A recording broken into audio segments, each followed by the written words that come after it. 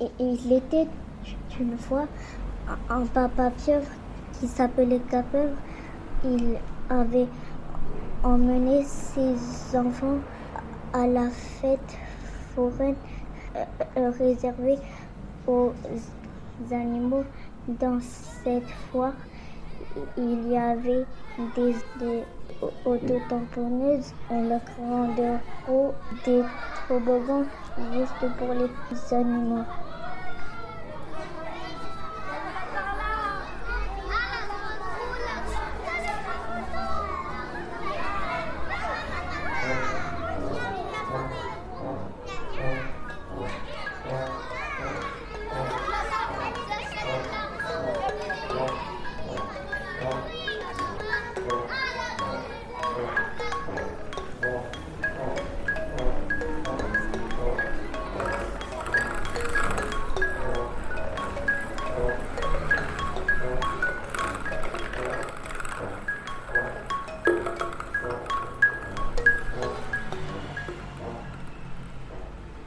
Capèvre amena ses enfants devant le stand de Barbapapa. « Bonjour, monsieur Mouton, comment vas-tu » dit Capèvre. « Je ne vais pas bien.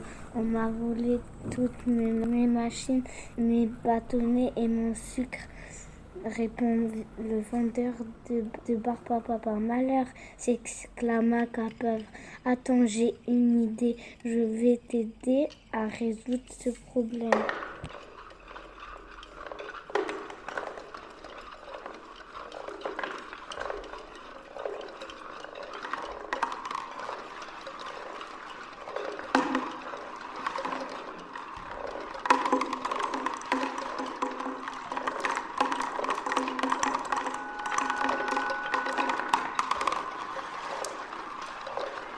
Capèvre s'est assis sur un banc pour téléphoner à Loup-Gris, son partenaire détective. Il est devenu enquêteur parce qu'il a copié, sans faire exprès, un détective au fond de la mer. Capèvre dit « On a une mission très importante. » Gris sursauta et répondit « Ok, j'arrive. »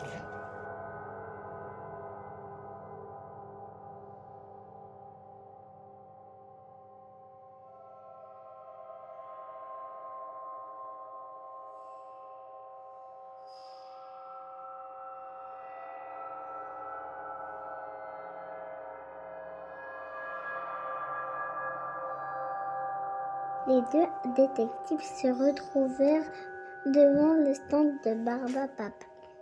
Le Gris interrogea Monsieur Mouton. « Avez-vous vu des choses suspectes ? À quelle heure votre matériel a-t-il disparu » rajouta Capèvre. Monsieur Mouton leur répondit « Des fils de classe humains passaient par ici avec deux enfants terribles qui faisaient des grimaces aux animaux. » Les inspecteurs cherchèrent une piste autour du stand de Monsieur Mouton. Ils prirent leur loup pour trouver des indices. Et tout à coup, Capèvre trouva quelque chose. Sur le sol, un collier avec une image. Il ramassa le collier et appela Loup-Gris. Loup-Gris, viens par là, j'ai trouvé une piste. Regarde sur ce badge. Je crois que j'ai trouvé le nom d'une école. Quoi ? Quelle école ? Dit Loup-Gris. L'école Albert Schweitzer.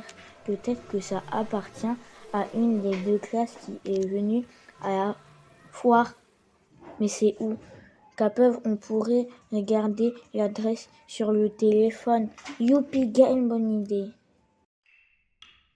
Ils arrivèrent au sein rue Albert Schweitzer et ils sonnèrent au portail de l'école.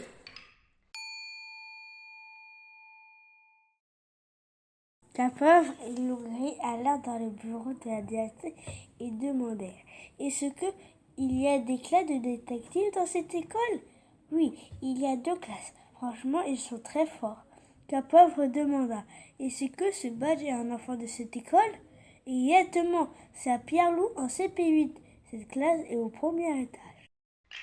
Les deux inspecteurs montèrent les escaliers et ils marchèrent dans le couloir en regardant le numéro des portes. Ils arrivèrent devant la classe suspecte. Toc, toc, toc.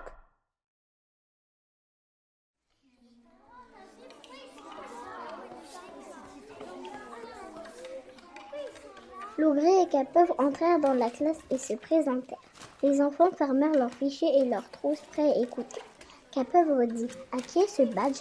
Pierre-Louis se leva et cria « Ce badge est à moi !» « Est-ce que vous êtes allés à la fête foraine ?»« Oui, bien sûr, avec le CP6, répondirent tous les enfants. »« Est-ce que c'est vous qui avez volé le sucre et la machine ?» à Barbapapa. « Non !» Puis les inspecteurs cherchèrent comme une piste dans la classe. Ils ne trouvaient rien. Ce jour-là, un dentiste était venu dans l'école. Capeuve lui demanda de regarder les dents des enfants pour voir s'ils avaient du sucre sur leurs dents, mais toujours rien. Lougri et Capeuve étaient vraiment embêtés de ne pas avoir trouvé d'indices. Lougri dit « Avant, nous avons trouvé des indices, mais ils ne servaient à rien. Rentrons, il va faire nuit. » Mais Pierre-Loup dit « Il y a une autre classe de détectives, les CP6. » Les deux inspecteurs foncèrent comme l'éclair tout droit vers la classe des CP6. Ils entrèrent et virent des Barbapapa dans les mains de tous les élèves. D'un coup, Capeuve s'écria « Malheur, c'est vous qui avez volé les Barbapapa !»« Non !» répondirent les élèves et la maîtresse. Vintana répondit tristement. Non, ce ne sont pas les élèves, c'est moi qui les ai volés. Capeuve demanda. Pourquoi as-tu fait ça? C'est parce que Lougri m'a obligé. Je suis vraiment désolée, répondit Vintana. Capeuve, surpris, regarda son partenaire. Quoi? C'est toi le coupable depuis le début? On est amis et tu m'as trahi. Vous vous connaissez?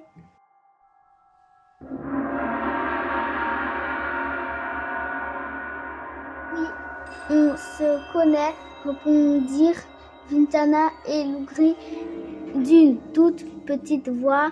En effet, Vintana disait des histoires de Lougri à ses enfants. Elle avait acheté tous ses livres parce qu'elle était fan. Vintana était allée au festival Escale du Livre pour voir Lougri qui racontait ses aventures. Elle lui avait dit « Je suis très contente de te voir, je pourrais m'évanouir ». Vintana et Lougri discutèrent longtemps et devinrent amis. Un jour, Lougri n'avait plus d'argent car un vent violent avait emporté ses billets. Alors, il appela Vintana pour lui demander un service. Elle devait lui ramener les machines, le sucre et les bâtonnets en échange de beaucoup d'argent. Vintana accepte son récité. Le lendemain soir, elle alla à la cathédrale de Bordeaux. Elle vola toutes les machines de Monsieur Mouton avec un charme. Puis elle rentra à l'école en tramway pour y aller plus vite. Personne ne la vit car était la nuit. Dans le tram, elle pensa aux histoires de Lougri qu'elle avait lues. Oh non, c'est encore un piège de Lougri. J'ai fait une grosse bêtise. Vintana eut une idée. Elle décida de ramener les machines de barbe à papa aux élèves de la classe 6 le lendemain pour leur faire plaisir.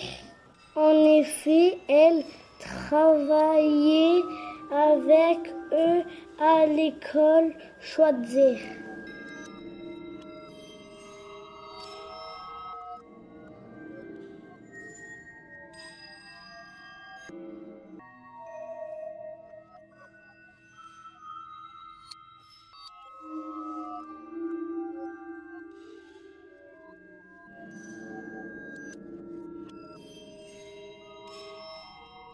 Voilà comment les machines sont arrivées dans notre classe, dit Vintan.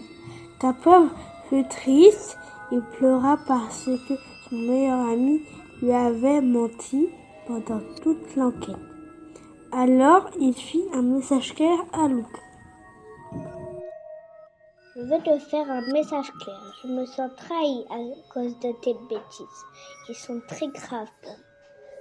Pour réparer ce que tu as fait, je voudrais que tu rapportes à Monsieur Mouton tout le matériel volé par Tana et aussi que tu travailles à la place de Monsieur Mouton pour qu'il prenne des vacances.